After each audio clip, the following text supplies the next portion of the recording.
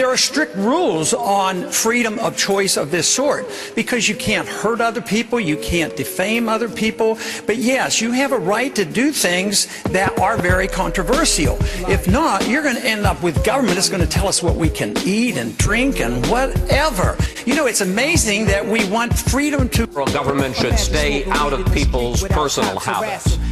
You say marijuana, cocaine, even heroin should be legal if states want to permit it. You feel the same about prostitution and gay marriage. Question, sir, why should social conservatives in South Carolina vote for you for president? They will if they understand my defense of liberty is the defense of their right to practice their religion and say their prayers where they want and practice their life. But if you do not protect liberty across the board, it's a First Amendment type issue. We don't have a First Amendment so that we can talk about the weather. But in order to attract Latino votes, I think, you know, too long this country has always put people in groups. They penalize people because they're in groups, and then they reward people because they're in groups. But following up on what Newt was saying, we need a healthy economy. We wouldn't be talking about this. We need to see everybody as an individual. And to me, seeing everybody as an individual means their liberties are protected as individuals and they're treated that way and they're never penalized that way. So if you have a free and prosperous society, all of a sudden this group mentality melts away. As long as there's no abuse, one place where there's still a lot of discrimination in this country is in our court systems, and I think the minorities come up with a shorthand in our court system. We have the First Amendment so we can say very controversial things.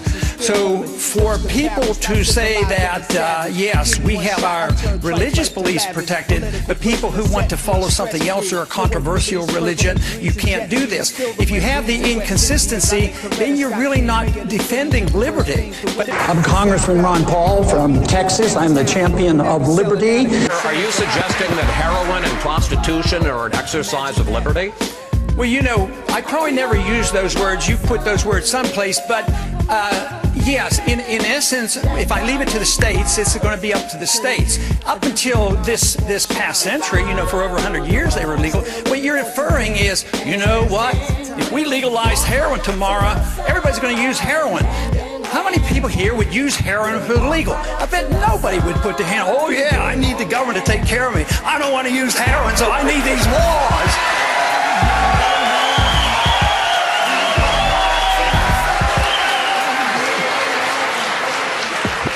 I never thought heroin would get applause here in South Carolina. Governor John. I'm going to ask the question, he didn't even ask what we're talking about. He asked the question, what are you going to replace the income tax with? And I say nothing. That's what we should replace it with. But I do want to make a point that spending is a tax. As soon as the government spends money, eventually it's a tax. And if you look at the free market, the prices are going up 9 and 10%. So that is the tax. So spending is the tax. That is the reason I offered the program to cut $1 trillion out of the first year budget that I offer. The most important thing is letting the people have control of their money and get it out of the hands of the third party. As soon as you go to the government, the lobbyists line up, the drug companies line up, the insurance companies line up, and even with Obamacare, the industries, the corporations get behind it and affect the outcome, and already insurance premiums are going up. I like to explain that rights don't come in bunches. Rights come as individuals, they come from a God, and they come as each individual has a right to life and liberty. But a cycle. We can't blame the victims, but we also have to point. I'd go to Washington as well as Wall Street, but I'd go over to the Federal Reserve. And unless we bail out all the banks, so the banks were involved, and the Federal Reserve was involved, but who got stuck? The middle class got stuck. They got stuck. They lost their jobs, and they lost their houses. If you had to give money out, you should have given it to the people who were losing their mortgages, not to the banks. The most recent empire to fail was an empire that went into, of all places, Afghanistan. They went broke. So where are we in Afghanistan? I say it's time to come home.